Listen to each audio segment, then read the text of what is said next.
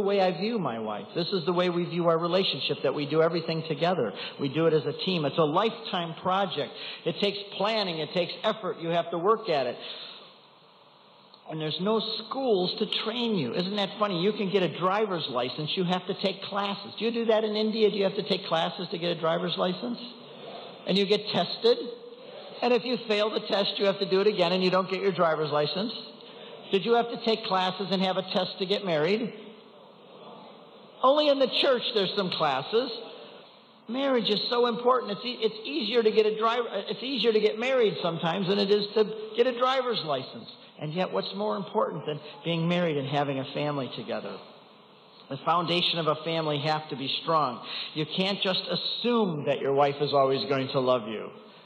I wake up every morning with this thought on my mind. It's not a bad idea, guys, to think this.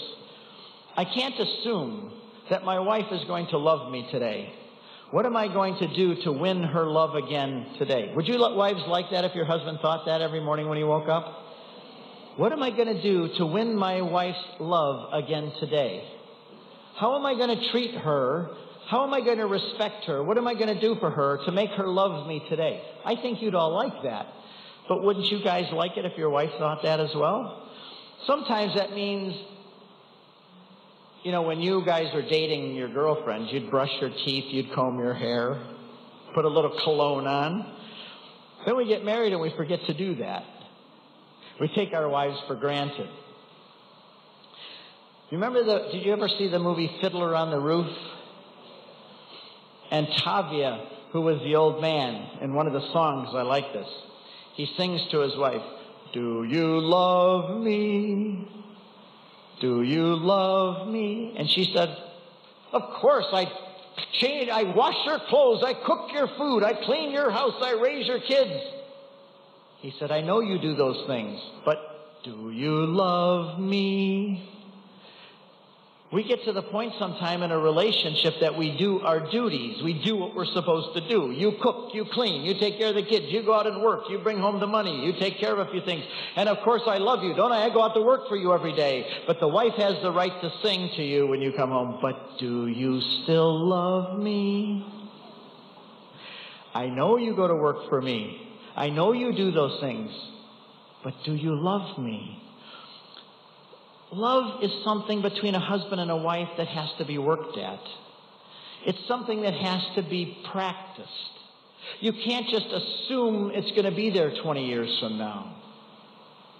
You know, every once in a while, I surprise my wife with flowers. I don't give her flowers on her birthday because she expects them. I give her flowers on a day that's nothing, so it's a surprise. One time I came home, you got to keep the romance in marriage, and one time I came home, I had to rent a tuxedo for my daughter's wedding, and I still had an extra day before I had to take the tuxedo home. So that night I surprised my wife. I told her to go up to the bedroom and don't come down until I call you. And I put on the tuxedo. I put flowers on the table. I cooked her favorite meal. I sent the other kids away. Nothing to destroy romance like kids in the room. Sometimes it's good to send them to their cousin's house or something. And then I said, "You can come down." And she came down, and there I was in the tuxedo, and I says, "Madam, I love you, and I'm here to serve you today. Please have a seat." And I poured her wine. I gave her this beautiful meal that she loved. And oh my goodness, were there rewards for that? It's a good idea, men, to romance your wife. Did you ever romance her when you were dating her? You did. Do you romance her now that you're married? Maybe sometimes. Another thing I did for my wife. You're going to think it's just because I'm a crazy American, but that maybe is the case. But it doesn't hurt. One day, I planned ahead, and I had all the kids out of the house. I sent them to stay with their cousins. I'm just giving you some ideas. You shouldn't listen to this part. I'm just talking to these guys. And I bought a bunch of rose petals. And I got up early in the morning, and I made her favorite breakfast and put it on a tray. I took the rose petals while she's still sound asleep, and I sprinkled them from her bed all the way into the bathtub. I put, bubbly, a bubble bath. You know this? They know. Do you guys know what a bubble bath is? They do. Anyway, so I made a bubble bath, and I wrote her a poem about how much I loved her. I wrote her a poem. I know I'm not a very good poet, but she thought it was really good. If you write them a poem, no matter how bad it is, they're going to love it. And I put it inside of a bottle, and I put a cork in the bottle, and I put it in the bathtub so it's floating in the bubbles. Then I went and I woke her up. And I said, "Good morning, dear." She said, "Good morning." "What are you up to?" She says. "You have a funny smile on your face." I said, "Today is your day." "What do you mean, smile? What are those flowers on the floor?" I said, "Follow the flowers." But only in a minute. I brought the tray up with her breakfast. Had strawberries and blueberries and all her favorite things. "Where's the kids? I got to feed the kids." "Oh, no, you don't. I sent the kids away." I said, "You enjoy your breakfast, and I'm here to serve you today. And when you're done eating, follow the rose petals." So she ate really fast because she wanted to know where the rose petals went. She was excited, so she followed the rose petals. And there in the bathtub was all that warm water with the bubbles. And she got into the bathtub, and I said, "I'll be downstairs cleaning the house. When you are done, call me." So she went in and she said, "Wait, what's this?" And she opened and read the poem. And she stayed in the bathtub for about an hour. And then she came down. The house was all clean for her. I cleaned it for her. And then we spent the day together. Now, see, I don't thank you. I think the women will clap more if you do this. But I look at my family and my wife as a project still in development. I don't view it as something that's done. I got married to her now. I don't care how much I don't shave and I don't brush my teeth and put cologne on or take a shower anymore. It doesn't matter because I'm already married to you. No. I want her to love me. I want to have a beautiful relationship. I want her to be my best friend. I want her to, "Do you love me? Yes, I love you." I want it this way. And do you know how much nicer a marriage is if you work at it and you have this relationship? How much more peaceful it is? And then my wife, she does things like that for me too, but that's private. I'm not going to tell you what she does for me. But we do these fun things. I'll tell you one more. We would go for a walk around the block. It was a 1 mile, 1 mile, 1 mile. So it took about an hour or so to walk. And one day I got another idea that I'm going to write her a poem in 4 parts. And I wrote it and put it in an envelope, the first part, and I went out in the car and I pinned it to a tree. And then in the next mile, I pinned another part of the poem to a tree and another one and another one. So it's 4 parts. And then we went for a walk. And as we're walking along, she sees the envelope pinned to the tree. And she said, "What's that?" I said, "I don't know. Maybe you should go check it out." She opens it up, and it's a poem for her. And it says at the bottom, "To be continued." She couldn't wait to keep walking. She's looking at all the trees like this. "Well, there's another one." And she ran over and she got it. Part 2, to be continued. Well, to make a long story short, it was a very nice day because she knows that I love her, and I took the time to think about her. Even in the busyness of our life, raising kids with careers and jobs and homes and problems and family members and brothers and sisters and all of that, take time to love each other. We had a rule in our family. No matter how busy we were, no matter how consumed we were with kids and nappies and everything else, every week we would go on a date together. 1 night a week was our date night. And we would go out together even if we just walked around the block holding hands together. Every week I let her know, even when we were raising our kids, "You're so special that I want to have 1 day alone just with you." 1 hour even sometimes, where we would spend together. But then kids come along. You know, when you get married, it's all romance and it's all fun and you're just alone together. But then kids come along and they mess up everything. In a good way, but it's true. There's some young people getting married. You know, I am so glad all my kids are grown up and married, and they call it the empty nest syndrome. Have you ever heard of that? The empty nest syndrome, as though it's a bad thing. It's not. It's lovely when the kids grow up and move out. It's just my wife and I now. I love it. But we have them over to our house all the time. Grandchildren come over. We have 12, and it's very nice to be with them. But I remember when the kids came along, it changed everything. It was much more difficult to be romantic with each other. It was much more difficult to find time to be together. And I used to get jealous thinking that my wife cared more about the kids than she did me. You're always with them. You're changing diapers. You don't talk to me anymore. But then my wife, we worked it out because we always talked about things together. We would spend an hour or two when we're on our dates or weeks talking about how we can raise our family better. We're always discussing and talking about that.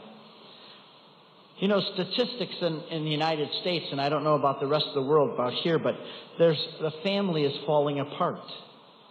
There are songs being sung like, I don't feel the love anymore. It's a song about why a husband is leaving his wife because he doesn't feel the love anymore. Do you have to feel the love? I'm talking about romance together, but what if there's a time where you're both very busy and there isn't a lot of romance? Do you then just say, well, I don't feel like I did when I was a teenager about you? When you're a teenager and you first start dating one another, my goodness, your heart's going like this. You can't think about anything else than that beautiful girl or that handsome man.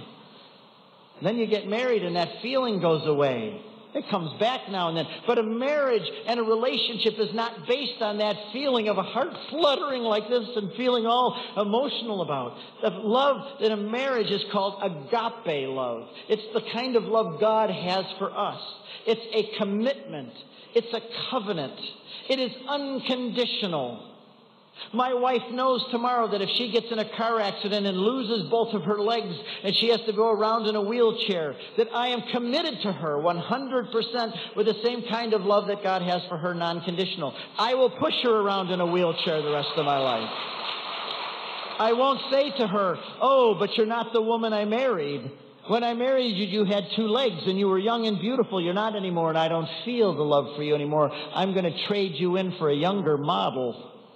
My wife knows I'm not going to do that because I am a Catholic and I am committed to marriage as a sacrament and that I will love her until death do us part. And that's a great security for me to know that she is the same way, that she'll do the same thing. That's the real kind of love is agape love, it's called. That's the Greek word, which means that is unconditional no matter what. I will love you. I will take care of you. But it is nice to keep the romance alive, too, even though it's a commitment. It can be much more than that if we keep the romance alive. I see a husband and a wife relationship in a family in another way as well. I view it as a holiness factory. It's a place where we practice holiness. If a person lives by themselves, they can be selfish. And they can be greedy and self-centered. But when you live with a spouse, you have to sacrifice. You have to compromise. It says, as iron sharpens iron, so one man sharpens another. How do you sharpen a knife? By rubbing it against something, right? You rub it and it sharpens things. Guess how God makes us holy? Guess how He sharpens us? By putting us with someone and they rub on us and they rub on us and they rub on us every day and we become more compliant. We become more holy. I see my wife as there to help me become a saint. She points out the things that I do wrong. She doesn't do it critically, but she helps me to be better because I have to be less selfish. I have to be thinking of her. And when I'm thinking of her all the time, remember it says, Jesus said that as Christ loved the church, so a husband should love his wife like Christ loved the church. How did Christ love the church? By giving His life for her. How can we as husbands love our wives as the way Christ loved the church? We have to lay our life down for our wives. We talk about a wife submitting to her husband. I'm the head of the house. You have to obey me. I'm the head of the house. You don't have to say that to a wife if you're laying your life down for her every day. If your husband's laid their lives down for you every day, does he have to tell you to obey me, follow me? Or would you do it out of love because he's giving his life to you every day? It makes you want to love him. It makes you want to help him. So the family is a holiness factory. It's a factory where we make saints.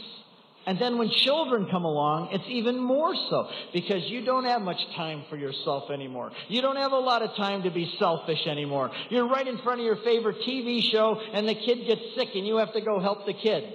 This is where you learn self-sacrifice. You give up your life for your wife and your family. So think of the family as a place where saints are made. And is it important to make saints? Yes, because in heaven, there are only saints. If you want to be in heaven with Jesus for eternity, it is required that you become a saint. And the family is a beautiful way for each of us in the family to help each other to become saints. When we have children, I want to just discuss children a little bit. As our kids grew up, things changed. We had to learn how to discipline them, what we needed to do for the kids. And it's important because, I don't know about here, but in the United States, I know they always say the three things that ruin marriages are problems with money, sex, and children. Those three things can cause a family to break up if they're not handled right.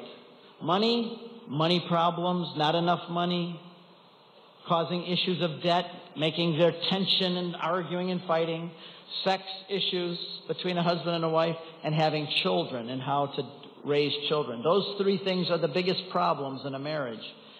So my wife and I used to sit and talk about those three things. We'd get good books to read about them. We would discuss them. Knowing they were problems, we would discuss them. And one of them was children. Children can be very disruptive in a family. Husbands, you are the head of the homes. You should be the disciplinarians with the children. You're the ones that should discipline and raise them and teach them. And when they need to be brought up short and put in a chair for a while or even given a spanking, it's the father who should do that. Don't leave that up to the wife. The wife should be the nurturer of the family. I remember when we had our kids, I told my kids, you never say no to your mother. Don't ever let me hear you raise your voice to your mother. Don't ever say no or disobey her, because she is my princess. And you will respect her. And if you don't respect her, I'm coming after you. My kids to this day adore their mother. They still treat her like a princess. They won't yell at their mother. They will obey her even now when they're in their 30s. One got a daughter who's almost 40. She still adores her mother. I said to my kids, I was living with this girl, and I still call my wife my girlfriend all the time. Even my grandkids say, where's your girlfriend? Because they know my wife is my girlfriend. And I said to my kids as they were growing up, this is my girlfriend. And we lived together long before you got here. And we're going to be living together long after you're gone. And if you think you're going to come into our family and disrupt that, you got another thing coming. Well, Dad, you love Mom more than you do us, don't you? You're darn right I do. Of course I love your mother more. We've been together before you came along, and we're going to be together after you're gone. I love you. You're my kids. But don't ever think that I don't love Mom. We're one. We're a covenant partner. We're one. God made us to be one. So we would sit up, my wife and I, and discuss and plan how we're going to raise our family, how we're going to deal with the kids. We used to put the rules on the refrigerator so the kids would know the rules. And we had rules. I disciplined the kids. I did not let them go crazy in the home. There's nothing that can make it difficult for a husband and a wife to love each other and have a nice home as if kids are undisciplined, screaming all the time, thinking they're selfish, disobedient. That's when a husband has to take the child and sit down with them and say, look, we need to get this straightened out. You have to become under control. Nobody's going to be perfect, but at least I think within a family, the father has to keep the control of the family, and it makes it much better. Parents also must have a united front. You know what I mean by that? Sometimes a kid will go to the dad and say, Dad, can I go out and do such and such? And he says, no, not today. So the kid's smart. He goes to Mom and says, Mom, can I go out and do something today? And the mom says, okay, go ahead. Not knowing that the dad already said no. And the kid's out the door and goes. I always said, and my wife always said too, if they came and said, can we do this? I said, have you already asked your mother? Yes. What did she say? No. Then why did you come and ask me? You know Mom and I are going to stick together. You think you're going to get us apart? You think you're going to get your mom and I fighting about whether you can go out tonight or not? If she says no, it's no. Then the kids always knew that you couldn't work mom against dad or work dad against mom. Talk to each other, plan together, make sure that that happens. I just close with a couple of thoughts. When we started raising children, so I said to my wife, I want to raise rebels. I have a talk I give in the United States called Raising Rebels. I want my children to rebel against the ungodly culture that's out there. I want my children to be godly children. I want them to put Jesus Christ first in their life. I want them to get married and stay married for a lifetime like my wife and I do. And in order to do that, you have to go against the stream. You have to swim upstream. You can't float with the stream of culture. Only dead things float with the water down. Living things swim upstream. A salmon can only reproduce if he swims upstream, and it's hard. You have to go against sometimes your society and your country and your culture and the ideas that are there. And I told my kids, I want you to be rebels in a good way. Rebels for Jesus Christ. Rebels against abortion, against contraception, against all of the evils of the world. And you know, my kids took me up on that because our family is a rebel family. I view myself now as being part of an like a secret club. Our family's a secret club. Nobody else can join it. It's just us. We have another secret club called the church. We're part of that too. But our family is a secret club that we're going to stand for holiness even in an unholy world. And I want my kids to learn that. And you know what my son did when he got his first car?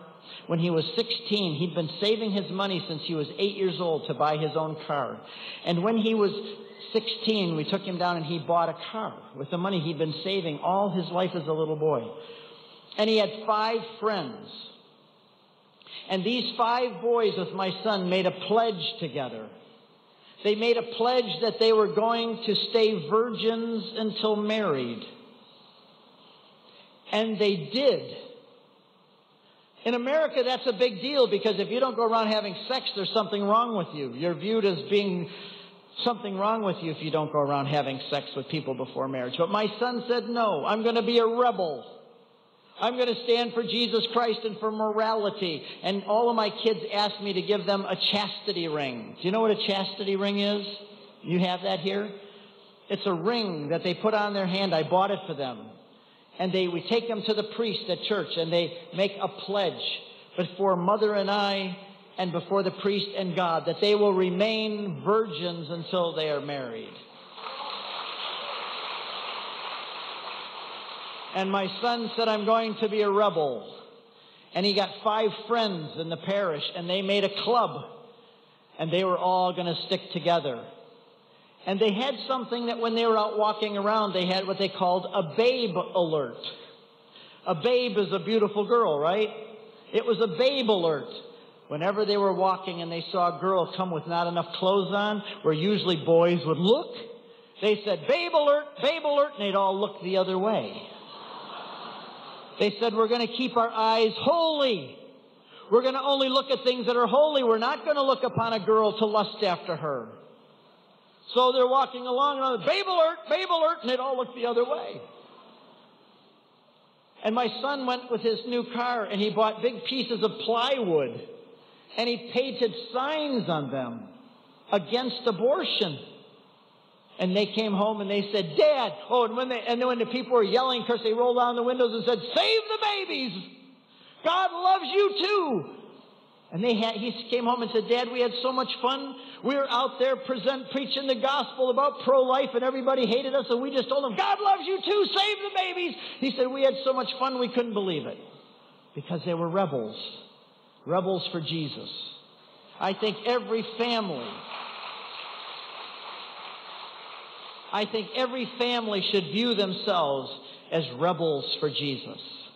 A secret society, part of the Catholic Church, which is another secret society. We're becoming fewer and fewer in the world. You just look at what's happening with all of ISIS and all the Muslims and so on. Christians are being persecuted everywhere by communists in China and North Korea. They're being persecuted by all over the world now. Even the United States and here, Christians are persecuted.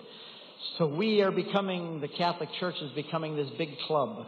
And in a way, we have to be a family of rebels that is going to serve Jesus Christ no matter what. Stand up for Him. And I can tell you that in the Christian life, there is nothing more rewarding than for a husband and a wife to love each other for a lifetime and to raise a family for Jesus and to put Jesus first in your life. God bless you. May you be successful at it. When you're not, pray and go to confession and start over again. Thank you very much. God bless you.